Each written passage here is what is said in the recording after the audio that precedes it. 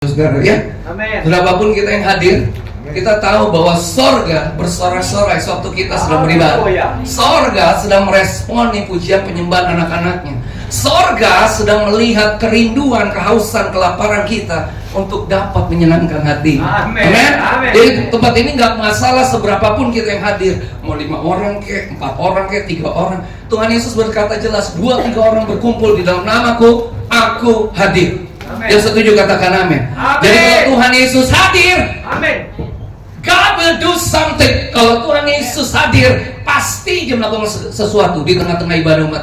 Nggak mungkin. Jadi ada satu pernyataan yang tadi waktu kita Pak Om Riki sedang menyembah Tuhan, kok tadi saya dapat pernyataan seperti ini. Ada satu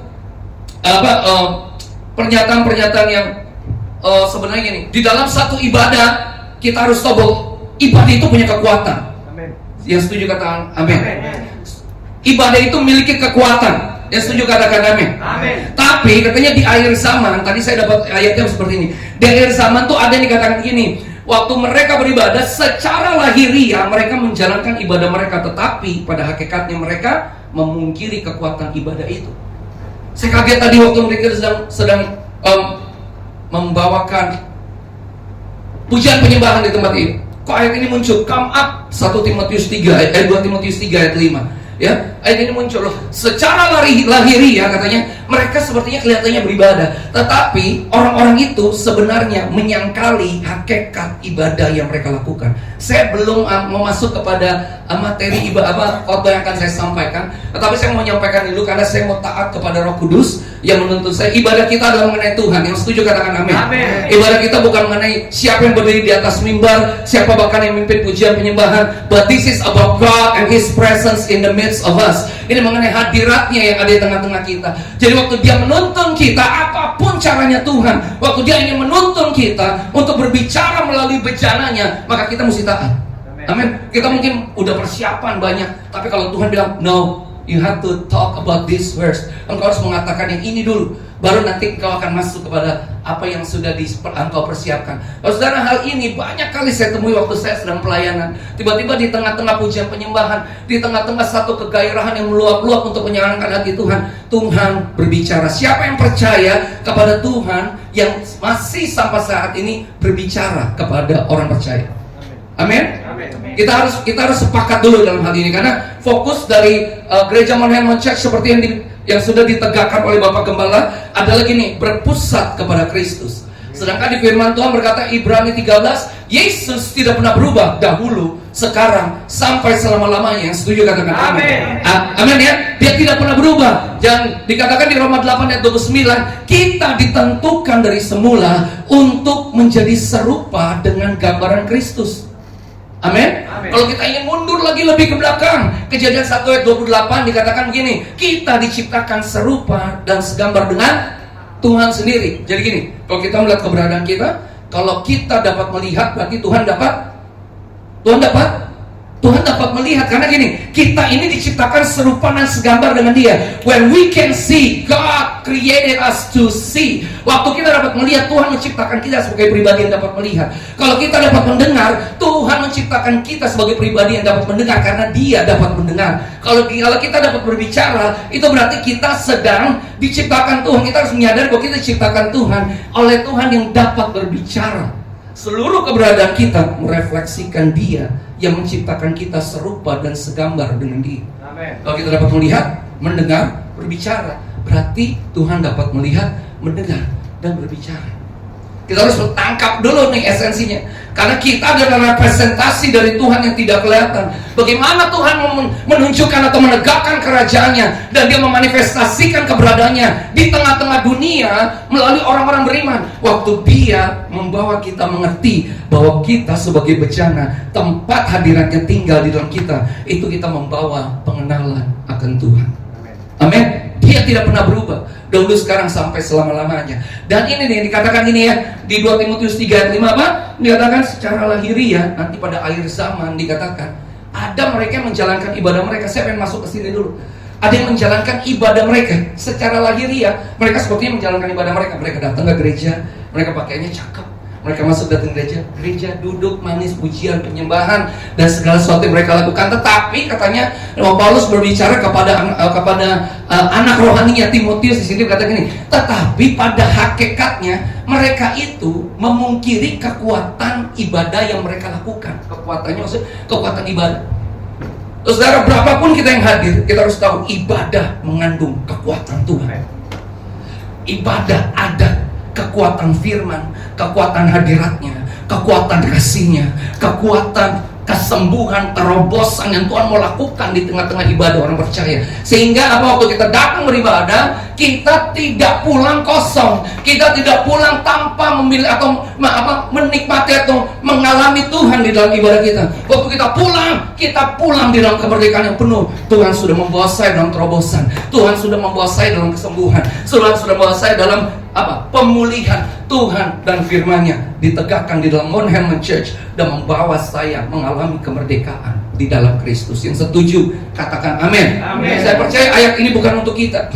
Ayat ini sebenarnya adalah nasihat dari Rasul Paulus kepada anak rohaninya Timotius untuk dia berjaga-jaga, hati-hati loh. Nanti ada orang-orang yang secara lahiriah mereka sebenarnya beribadah, tapi pada akhirnya hakikatnya mereka memungkiri kekuatan ibadah yang mereka lakukan. Saya deklarasikan atas tempat ini. Di tempat ini setiap mereka hadir dari gembala sampai semua jemaatnya, kita datang ke tempat ini, kita beribadah di tempat di Mount Hermon Church. Kita atau Mount Hermon Church tidak akan pernah memungkiri kekuatan ibadah yang kita lakukan. Ya, setuju katakan amin. Ya, mau sedikit kek, mau banyak kek, mau nanti kita satu kali Tuhan izinkan kita pakai di ballroom yang besar, orang banyak datang. Tapi setiap kali kita beribadah, setiap kali kita datang dalam hadirat Tuhan, setiap kali kita menikmati Dia dalam pujian penyembahan, setiap kita diperlengkapi dengan firman, kita tidak pernah memungkiri kekuatannya. Tapi waktu kita beribadah, kekuatan ibadah yang kita lakukan membuat kita benar-benar menjadi orang-orang yang mengalami Tuhan, hadiratnya, kuasanya, kasihnya, dan kemuliaannya. Amin. Yang setuju katakan amin. Amin. Jadi pada hari ini, sebelumnya tadi impresi yang saya dapatkan lagi nih, deklarasikan buat di tengah-tengah Mount Hermon Church tidak ada roh agamawi. Jadi hari ini coba sebelum masuk kepada materi saya, boleh nggak dengan hormat semua kita angkat tangan kita kepada Tuhan, bukan kepada saya, kepada Tuhan, untuk kita deklarasi. Hari ini kami deklarasikan Tuhan di Mount Hermon Church tidak ada roh agamawi. Roh agamawi adalah orang-orang yang menentang pengenalan akan Tuhan. Mereka datang beribadah cuman karena rutinitas ibadah, tetapi mereka memungkiri kekuatan ibadah yang mereka lakukan. Untuk itu pada saat ini kami deklarasikan atas Mount Hermon Church, tidak ada satupun dari kami yang datang beribadah oleh karena rutinitas. Kami datang oleh karena haus dan lapar, mengalami perjumpaan dengan Tuhan, mengalami hadirat Tuhan, kuasa, kemuliaan, terobosan yang diberikan oleh Tuhan. Sehingga waktu kami beribadah, kami selesai ibadah, kami keluar dari tempat ini, kami mengalami Tuhan. Tidak aja di ruangan ini, tetapi dimanapun kami berada, kami mengalami Engkau lebih lagi dalam kehidupan kami. Terima kasih Bapa, di dalam nama Tuhan Yesus kami deklarasikan ini buat Mount Hermon Church. Dimanapun nanti Mount Hermon Church berada, tempat ini atau Mount Hermon Church menjadi berkat bagi banyak orang. Amen. Di dalam nama Tuhan Yesus. Haleluya. Amin. Haleluya. Baik, kita akan masuk kepada materi. Waktu saya sedang persiapkan diri, kalau saya dituntun Tuhan untuk bicara mengenai we are at war. Kita ada di dalam peperangan. Ya. Atau di belakangan ini mungkin ya, karena saya lagi dalam satu rangkaian doa bersama-sama dengan tubuh Kristus yang ada. Khususnya kita lagi berdoa untuk Israel yang sedang berperang di sana. Tapi itu bukan fokusnya. Tapi waktu kita sedang membawa kehidupan kita di dalam sebagai orang percaya, kita harus mengerti bahwa kita sebenarnya di dalam segala kehidupan kita sebenarnya we engaging with the warfare. Kita sedang ada di dalam peperangan rohani. Bapak Ibu mungkin tidak menyadarinya, tetapi ini yang mesti kita sadari, bahwa waktu saudara-saudara menerima Yesus sebagai Tuhan, membuka hati keberadaanmu, firman Tuhan berkata, tidak ada seorang pun di Yohanes 6 dikatakan Tuhan Yesus berkata, tidak ada seorang pun dapat datang kepadaku kalau orang itu tidak ditarik Bapa kepadaku. kepadaku, kalau orang itu tidak dikaruniakan Bapa kepadaku. Artinya gini, keberadaan kita, iman kita dalam Kristus sebenarnya bukan upaya kita, tetapi Bapa dengan segala rancangan yang mulia, Dia membawa kita, hidup kita, untuk kita berjumpa dengan Yesus. Waktu kita mengalami perjumpaan dengan Kristus, maka disitulah dikatakan kita mengalami kepercayaan, iman yang muncul oleh karena Kristus yang menyelamatkan kita. Di Yohanes 16 dikatakan seperti ini, bukan kamu yang pilih saya. Itu ada surga, bukan kamu yang pilih aku yang pilih kamu. Artinya gini, hidup kita harus mengerti, waktu kita ada di dalam Kristus, Kristus ada dalam kita, itu karena Dia yang memilih kita. Yang setuju katakan amin. Bukan kita yang pilih Dia, Dia yang pilih kita. Nah, waktu kita menjadi orang Kristen, ada satu kalau kita masuk ke ring tinju, itu ada bel, pertandingan dimulai. Karena apa? Waktu kita masuk dan kita percaya kepada Kristus, kita mengambil bagian di dalam kerajaan yang tidak tergoncangkan. Ibrani 12 ayat 28 yang beberapa minggu lalu saya sampaikan. Disitulah terjadi the real warfare. Disitulah terjadi namanya peperangan yang selanjutnya. Karena gini, karena waktu kita percaya kepada Kristus, Kolose 1 ayat 13 dikatakan beberapa waktu lalu dilepaskanlah kita dari kegelapan dan dipindahkan ke dalam kerajaan anaknya. Kita ada di dalam kerajaan terang, musuh kita ada di dalam kerajaan kegelapan. Waktu kita masuk menjadi bagian dalam kerajaan yang tidak tergoncangkan, maka disitulah kita berhadapan dengan kerajaan. Waktu kita masuk dalam kerajaan terang, kita berhadapan dengan kerajaan kegelapan, dan itu intens sekali bisa terjadi di dalam kehidupan kita. Saya akan mengalir aja. Tolong buka Wahyu 12 ayat 10. Kita masuk dulu di sini. Kita masuk di sini. Musuhmu adalah yang setiap waktu mendakwa kita siang dan malam. Dikatakannya aku 12 ayat 10. Oke. Dan aku mendengar suara yang jaring di surga berkata, sekarang telah tiba keselamatan, salvation. Yang kedua, kuasa, power. Yang ketiga pemerintahan Allah. Pemerintahan Allah ini dalam bahasa Inggrisnya the kingdom of God, dan kekuasaan Dia yang diurapinya, and the anointed Tuhan Kristus, karena telah dilemparkan ke bawah siapa? Pendakwa saudara-saudara kita yang mendakwa mereka. Nih, iblis mendakwa keberadaan saudara-saudara kita siang dan malam. Iblis itu nggak pernah berhenti, dakwa terus. Karena dia tahu siapa kita dulu, tapi dia nggak tahu siapa nanti kita ke depan. Dan dia nggak ngerti bagaimana rancangan Tuhan melalui keselamatan dan penebusan membawa kita untuk dilepaskan dari kegelapan dan masuk dalam kerajaannya. Dia nggak ngerti itu, tapi dia akan mencoba untuk mendakwa kita. Karena kita dalam satu fase kehidupan di mana manusia telah jatuh dalam dosa dan kehilangan kemuliaan Tuhan. Waktu manusia jatuh dalam dosa dan kehilangan kemuliaan Tuhan, maka disitulah hal-hal yang dulu, dosa, pelanggaran, pemberontakan yang pernah kita lakukan, dipakai iblis untuk mendakwa kita. Dan dia dikatakan ini, mendakwa kita siang dan malam. Didakwa terus. Jadi kalau saudara dalam kehidupanmu sebagai orang percaya, engkau sempat mengingat ada hal yang gue ingat masa-masa lalu gue pernah melakukan ini. Kayaknya gue kayaknya gak layak nih di hadapan Tuhan.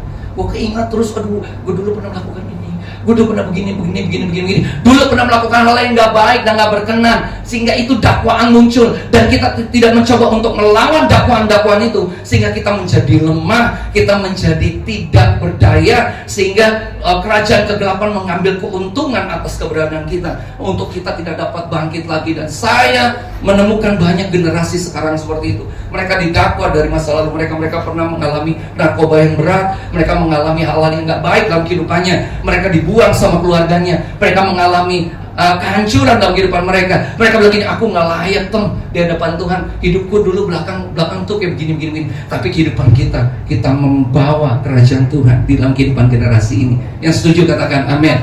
Nah, waktu kita didakwa siang dan malam, ayat selanjutnya bisa ayat 11, kita mengalahkan mereka dengan mereka orang-orang percaya itu mengalahkan dia oleh darah anak domba, dan oleh perkataan kesaksian mereka. Di dalam kehidupan orang percaya ada dua yang harus kita miliki loh, selama keberadaan hidup kita tinggal di atas bumi ini. Kalau kita udah kembali ke surga, kita udah nggak perlu lagi ini. Tapi waktu kita ada di tengah-tengah dunia ini, kita perlu dua ini. Kita perlu pengenalan akan darah anak domba. yang telah menguduskan keberadaan kita sepenuhnya, itu darah Yesus, darah perjanjian baru yang membuat kita dimeteraikan dan kita diberikan kehidupan yang kekal di dalam Kristus. Yang kedua, perkataan kesaksian. Kesaksian apa? Kesaksian akan penebusan yang sudah Tuhan buat di dalam kehidupan kita. Ya, waktu Bapak Ibu mengalami dakwaan akan masa lalu, pikiranmu diserang, pikiranmu mengalami dakwaan akan kerajaan-kerajaan kegelapan di udara, perkatakan oleh darah anak domba, penebusan Kristus yang sempurna, aku telah dilepaskan dari kegelapan, dibawa masuk ke dalam kerajaan yang ajaib. Dan juga gini, aku menjadi saksi akan penebusan itu, bahwa aku dilayakkan bukan karena kuat dan gagahku, tapi oleh karena pekerjaan Kristus yang mulia di dalam kehidupan kita. Yang setuju katakan amin. Yang setuju katakan amin. Haleluya. Kembali lagi ke slide-nya, sis. Kembali ke slide-nya. We are at war. Ada orang yang berkata kepada saya, Tom, ngapain lagi peperangan rohani? Yesus kan sudah memenangkan peperangan itu untuk kita. Kenapa lagi kita harus berkutat dalam peperangan? Kalau kita sudah dikatakan menang, kita memang sudah menang di dalam Kristus, dan itu sudah dikatakan oleh firman. Nanti kita akan baca lebih jauh. Tetapi ini, waktu Paulus menuliskan ini, Rasul Paulus menuliskan ini di Efesus 6 ayat 10-24, ini berarti ada hal yang signifikan yang harus diketahui oleh orang percaya. Karena waktu engkau menerima Kristus dalam kehidupanmu, waktu Kristus menjadi Raja dan Tuhan dalam kehidupanmu, maka sebenarnya disitulah engkau harus tahu, engkau sedang memukul satu gong pertempuran, bahwa kerajaan kegelapan itu akan selamanya memerangi kehidupanmu sewaktu engkau ada di tengah-tengah dunia. Jangan salah saudara, mungkin banyak orang Kristen ngatakan, Tom, hidup saya nyaman, segala sesuatu ada, tersedia, nggak ada apa-apa kok. Kita tuh asik-asik aja gitu banyak. No, sebenarnya banyak ya di dalam kelemahan-kelemahan kita, mungkin yang tidak kita sadari. Waktu kita tidak hidup dalam berjaga-jaga akan keberadaan kita di dalam Kristus dan Kristus di dalam kita, maka iblis akan mengambil keuntungan atasnya dan membawa kehidupan kita kepada hal yang tidak benar. Dan saya banyak menemui itu sekarang di dalam kehidupan anak-anak Tuhan, bahkan para hamba-hamba Tuhan. Nah, kita katakan di sini Efesus 6 ayat 10-24. Ada yang bisa kita baca sama-sama yuk. Di sini Efesus 6 ayat 10-24. Saya akan bacakan ayat 10, Bapak Ibu secara bergantian sampai ayat 24 ya. Ayat 10 berkata, akhirnya hendaknya kamu kuat di dalam Tuhan, di dalam kekuatan kuasanya. Bapak Ibu 11. Kenakanlah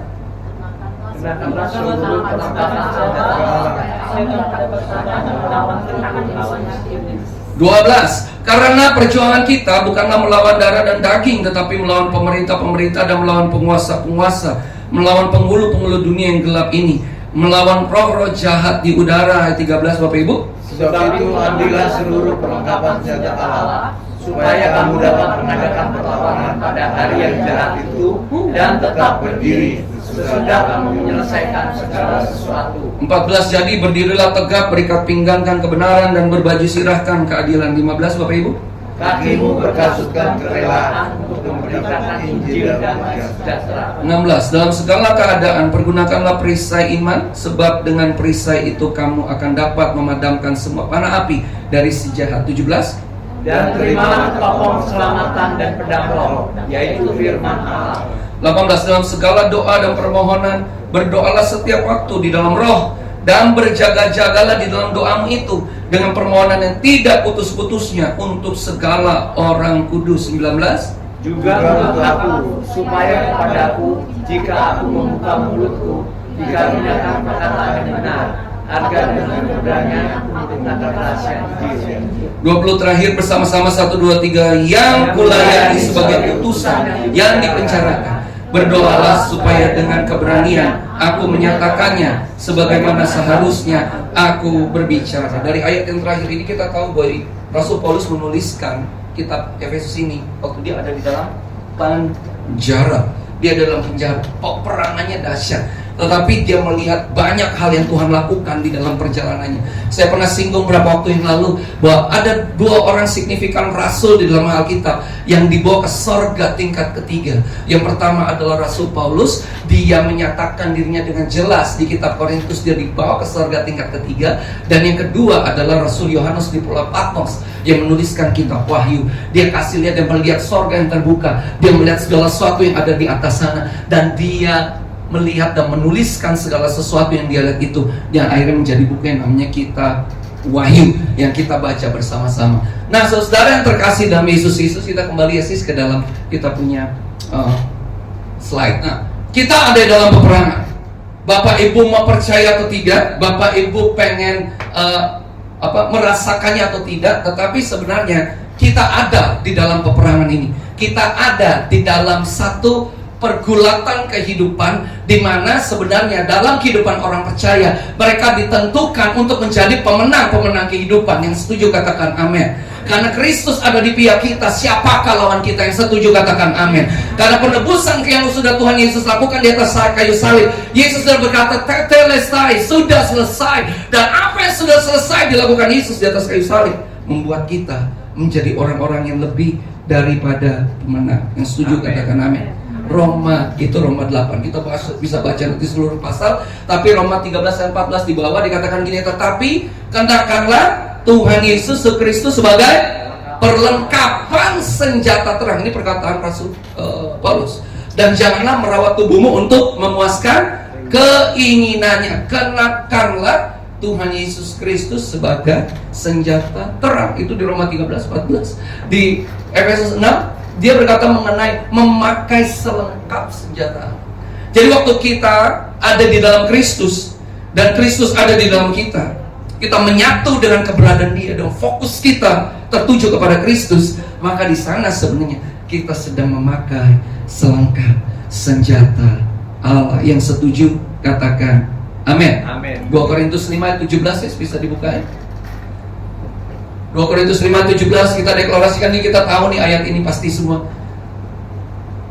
2 Korintus 5:17. Haleluya. 2 Korintus 5:17. Jadi siapa yang ada di dalam Kristus, ia adalah ciptaan baru. Yang lama sudah berlalu, sesungguhnya baru sudah datang. Siapa kita? Ciptaan baru di dalam Kristus. Sekali lagi, siapa kita? Ciptaan baru di dalam Kristus. Kita mengenakan Yesus Kristus sebagai senjata terang. Kita tahu waktu kita berjalan dalam kehidupan ini, kita nggak sendirian. Amin. Kita nggak sendirian. Kita berjalan dengan Immanuel, Tuhan beserta dengan kita. Dan waktu kita menjalani satu kehidupan kita, apapun pergumulan yang kita hadapi dalam kehidupan kita, kita percaya Tuhan tidak pernah meninggalkan kita. Yesus tidak pernah membiarkan kita. Dia terus menyertai dan memimpin kehidupan kita. Yang setuju katakan amin. Kita sedang memakai perlengkapan. Jangan pernah lepaskan Yesus dalam kehidupanmu. Karena waktu kita bangun di pagi hari, waktu ingin menjalani kehidupan sehari-hari, coba kau bangun sekarang di pagi hari dan engkau mengangkat tanganmu dan engkau bawa terima kasih, bawa satu ucapan syukur yang kata, terima kasih aku ada di dalam engkau, engkau ada di dalam aku, menyatu dengan engkau, aku ada di dalam engkau, aku ciptaan yang baru menyatu dengan engkau, dan aku berjalan hari ini di dalam engkau, dan engkau ada di dalam aku. Waktu kita ada di dalam Dia dan Dia ada di dalam kita, kita memakai selengkap senjata Allah.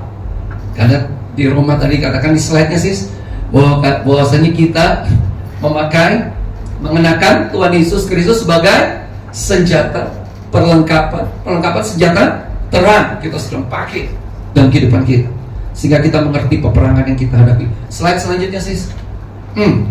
Oke, ini dia. Kehidupan Kristen bukanlah tempat bermain.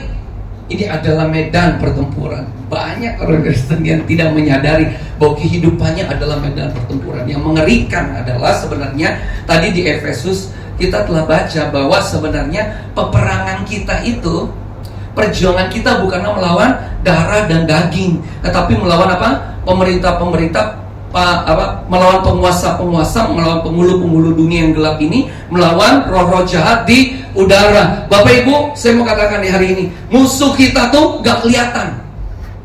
When we face the enemy that can see, waktu kita menghadapi musuh yang dapat kita lihat, itu akan lebih mudah.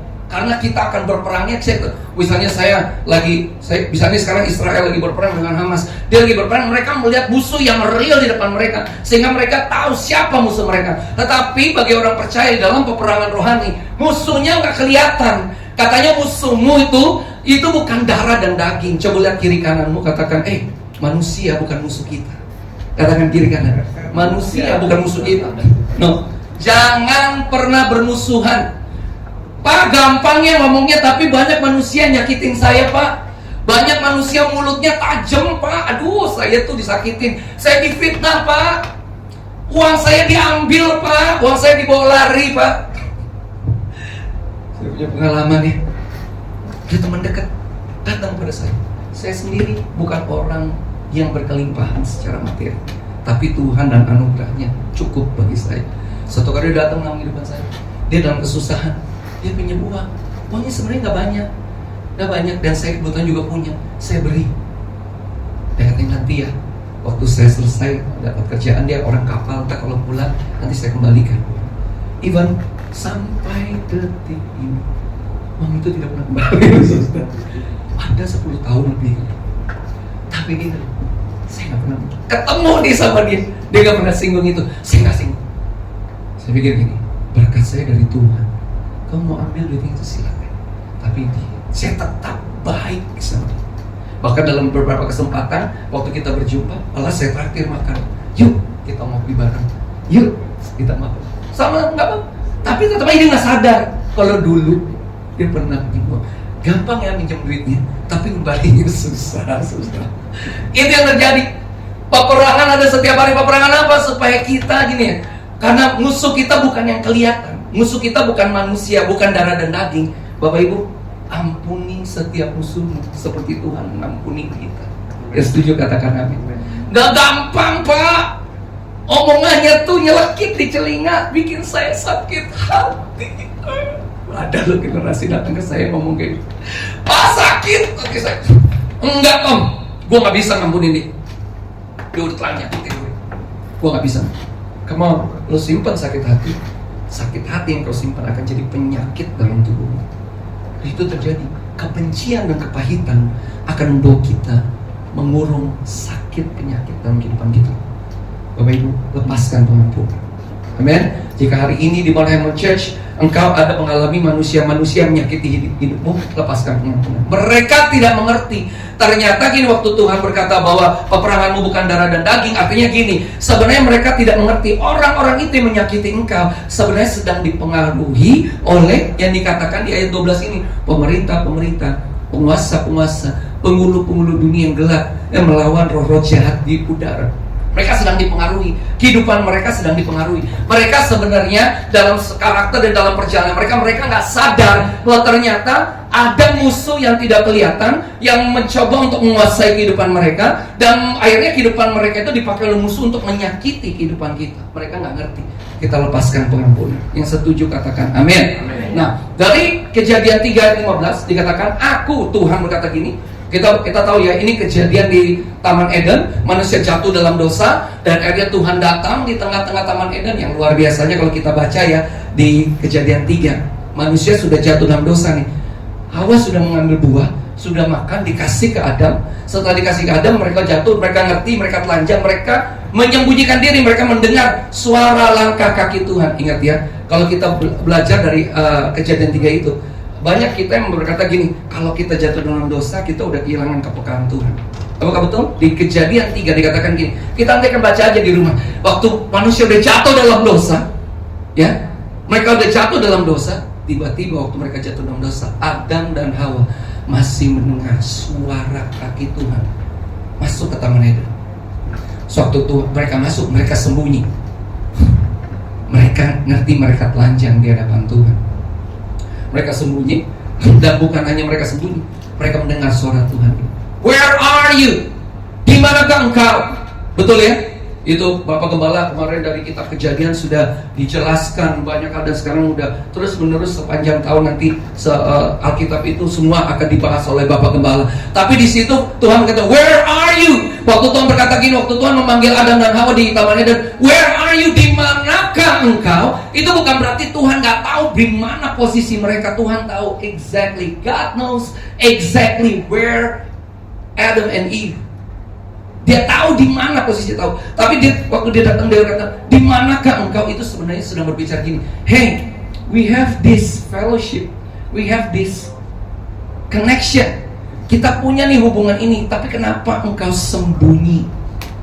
Kalau kita belajar dari literasinya orang-orang Ibrani mengenai ini, sebenarnya gini ya, waktu Adam dan Hawa jatuh dalam dosa, dia tidak kehilangan kepekaan akan Tuhan. Mereka tetap mendengar suara langkah kaki Tuhan masuk ke Taman Eden. Mereka tetap mendengar suara Tuhan berbicara kepada mereka, bahwa mencari mereka, berbicara kepada mereka, di manakah engkau? Dan Adam dan Hawa berbicara gimana Tuhan? Kami perempuan ini nih saling menyalahkan. Jadi perempuan ini kasih saya buah sehingga saya jatuh. Terus perempuan ini menyalahkan ular. Katanya, ini nih godain saya. Nah, perkataan ini keluar. Aku akan mengadakan, Tuhan berkata apa? Permusuhan antara engkau dan perempuan ini, antara keturunanmu dan keturunannya. Keturunannya akan meremukkan kepalamu dan engkau akan meremukkan tumitnya.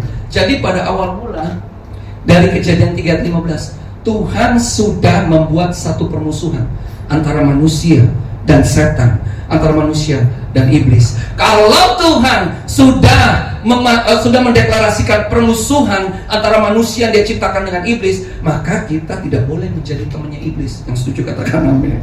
Amin. Kita nggak boleh jadi temannya. Kita nggak boleh jadi sahabatnya iblis. Karena deklarasi Tuhan di sini apa? Permusuhan. Jadi kita harus memandang iblis dan segala karyanya adalah sebagai satu permusuhan yang akan membawa kita untuk dapat jatuh di dalam segala pencobaan yang dia tawarkan dalam kehidupan kita. Permusuhan.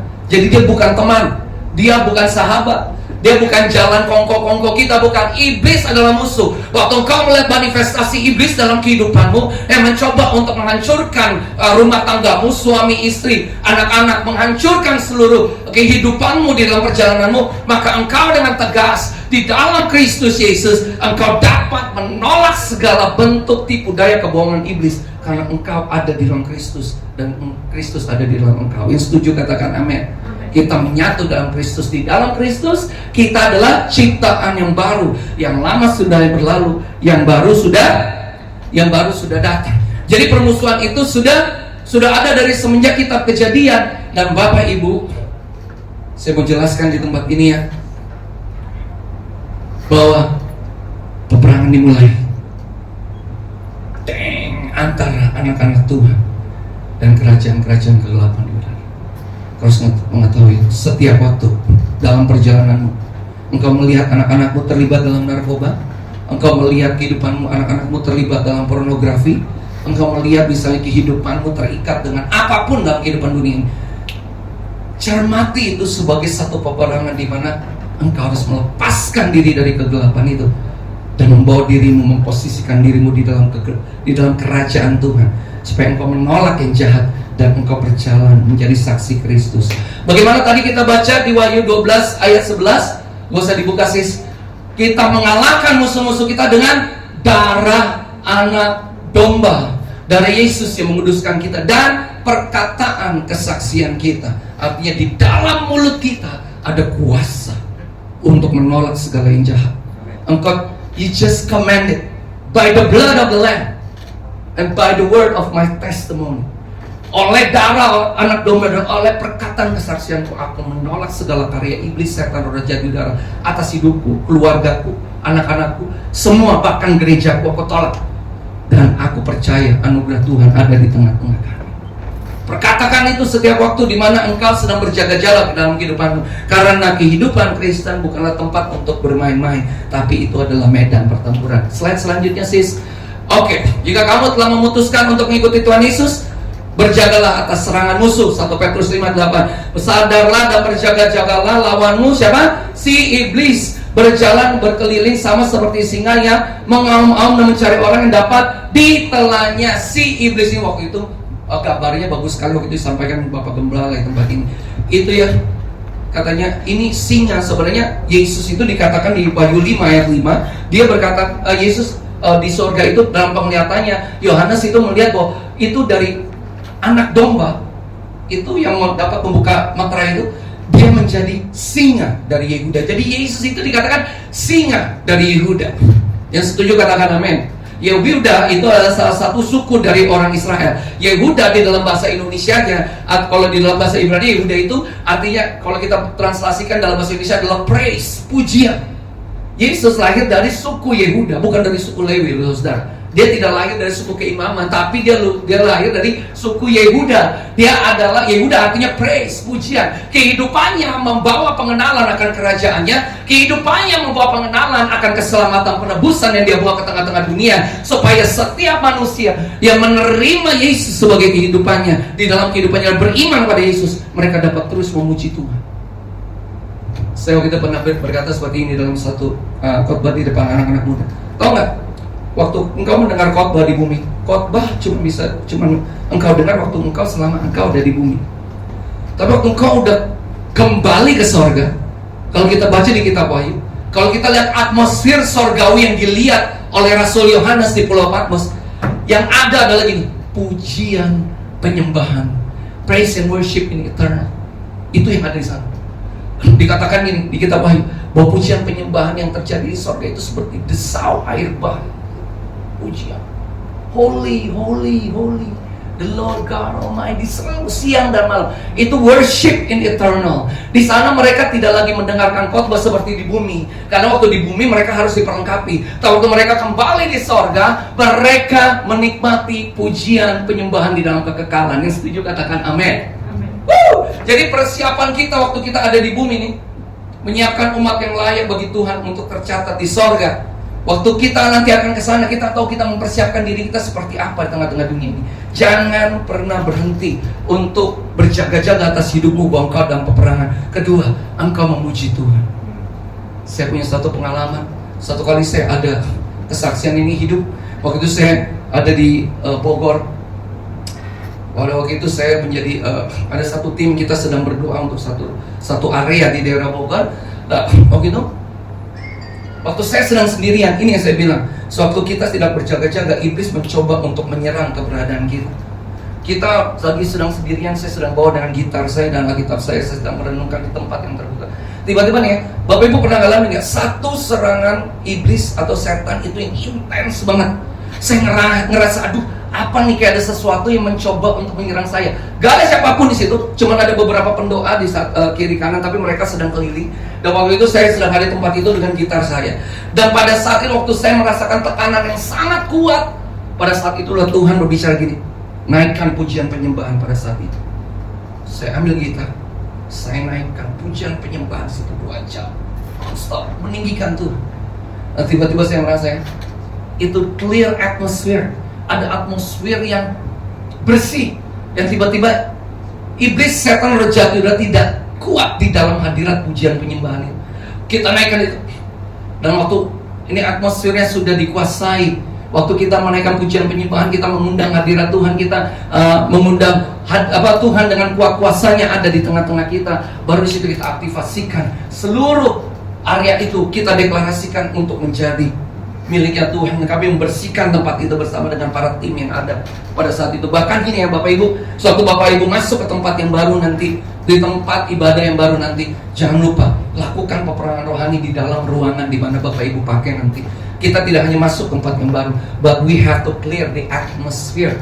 Kita harus membersihkan atmosfer di tempat ibadah kita berada. Supaya apa? Waktu kita masuk, bukan hadirat yang lain yang ada dalam ibadah kita, tapi hadirat Tuhan dan kuasanya yang dimanifestasikan di dalam kehidupan kita. Yang setuju katakan amin. Satu lagi kesaksian saya, waktu saya ada di Raja 4, saya di pelayanan misi beberapa minggu di sana. Waktu saya masuk ke Raja 4, kita buat satu KKR. KKR-nya itu KKR anak muda. Bikinnya tuh ya di pinggir pantai gitu. Jadi ada satu restoran besar,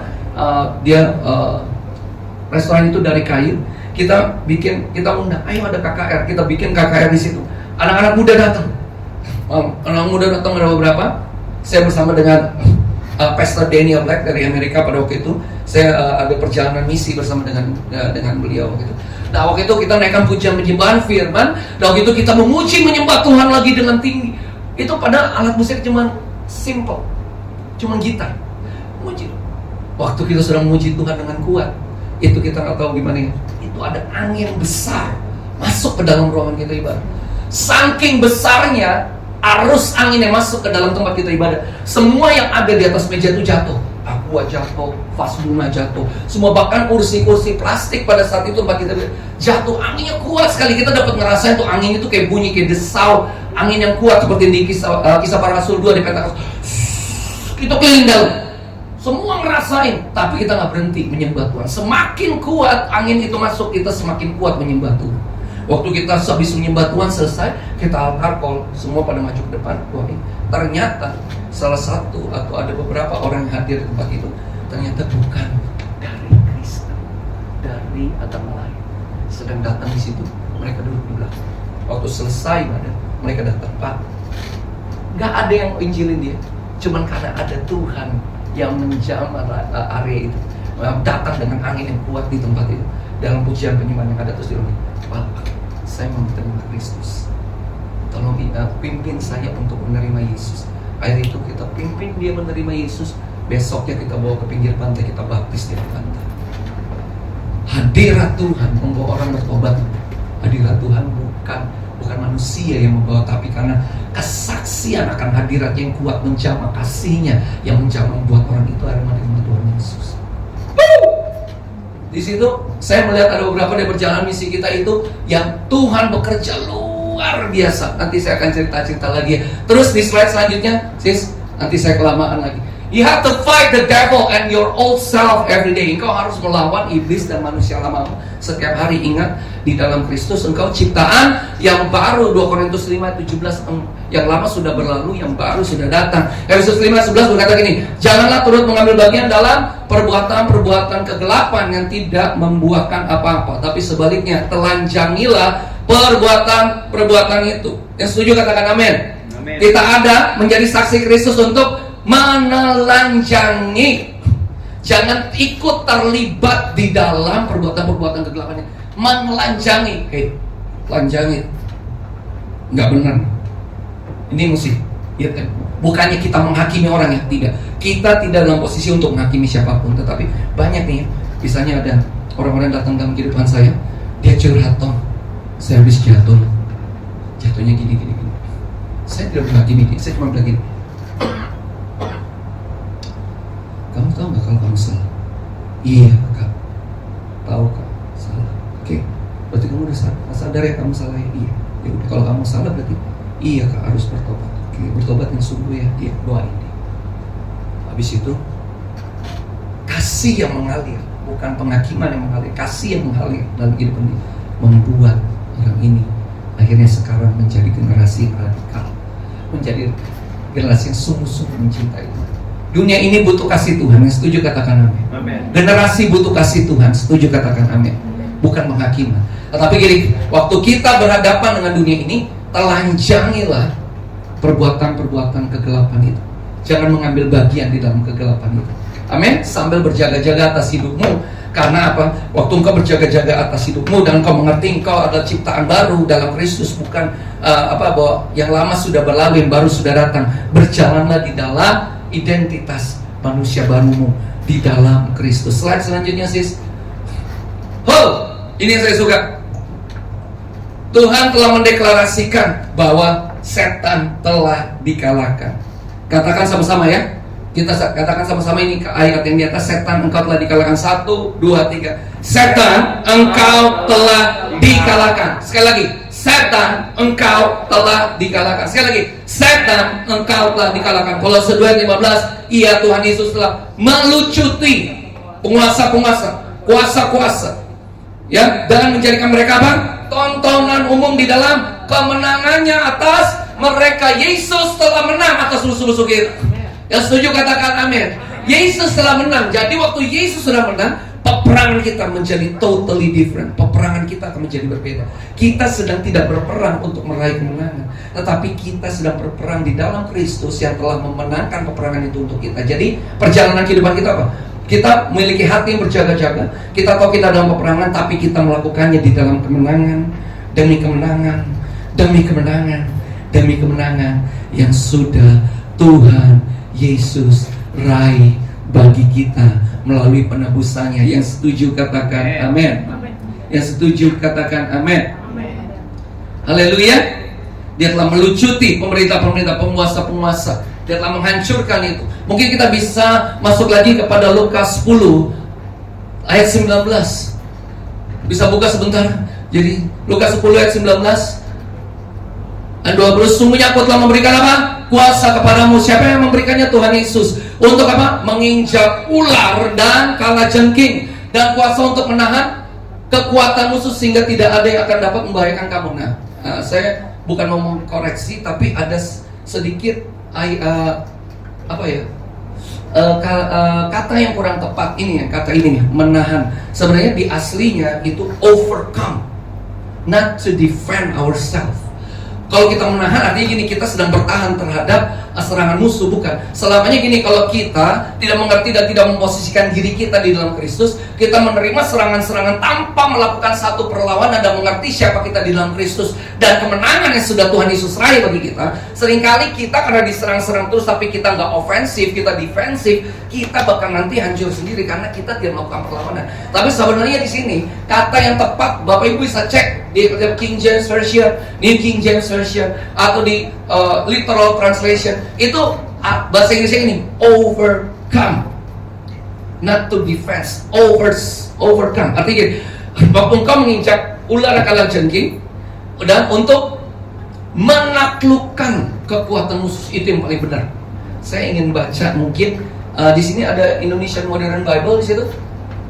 Ada nggak? Nggak ada ya, nggak ada Indonesia Modern Bible. Oke, untuk menahan itu overcome, untuk menaklukkan kekuatan musuh sehingga tidak ada yang akan membahayakan kamu. Haleluya. Kuasa telah diberikan kepada kita, yang setuju katakan amin. Sehingga tidak ada yang membahayakan engkau. Engkau menginjak ular dan kalajengking karena kemenangan itu sudah diraih oleh Tuhan Yesus. Engkau berjalan dalam keberadaanmu, berjaga-jaga atas kehidupanmu. Kalau musuh ada mencoba untuk mengganggu kehidupanmu oleh darah anak domba dan oleh perkataan kesaksian kita, dia telah dikalahkan. Kita injak ular dan kalajengking, deklarasikan itu keluargamu, kehidupanmu, pekerjaanmu dan apapun itu. Dan engkau berkata bahwa tidak ada satupun kekuatan musuh yang mampu menyakiti hidupku, keluargaku dan generasi. Yang setuju katakan amin. Kembali ke slide sis. Haleluya. Selanjutnya yang terakhir. Oke. Yesus berjanji dia Immanuel. Ingat ya, kita telah berjalan kemenangan demi kemenangan dalam peperangan ini. Kita memang ada peperangan, tetapi kita melakukannya karena Yesus telah memenangkan peperangan itu untuk kita, dan kita akan terus meraih kemenangan dalam kehidupan kita. Amin. 1 Korintus 10 ayat 13 dikatakan apa? Bapak Ibu bisa baca bersama-sama. Ini ayat terakhir. Pencobaan yang kamu hadapi. 1 Korintus 10 ayat 13. Ya, pencobaan yang kamu alami ialah pencobaan biasa yang tidak melebihi kekuatan manusia, sebab Allah setia, dan karena itu Ia tidak akan membiarkan kamu dicobai melampaui kekuatanmu. Pada waktu kamu dicobai, Ia akan memberikan kepadamu jalan keluar sehingga kamu dapat menanggungnya. Hadapi peperangan itu dengan sukacita, karena setiap waktu kita berhadapan dengan musuh yang tidak kelihatan. Sekali lagi, musuhmu bukan darah dan daging. Waktu engkau sudah memakai perlengkapan senjata Kristus, engkau sudah memakai atau sudah mengenakan Kristus dalam kehidupanmu untuk berjalan di dalam kemenangan demi kemenangan demi kemenangan yang Yesus sudah raih dalam kehidupan kita. Yang setuju katakan amin. Yuk kita bangkit berdiri.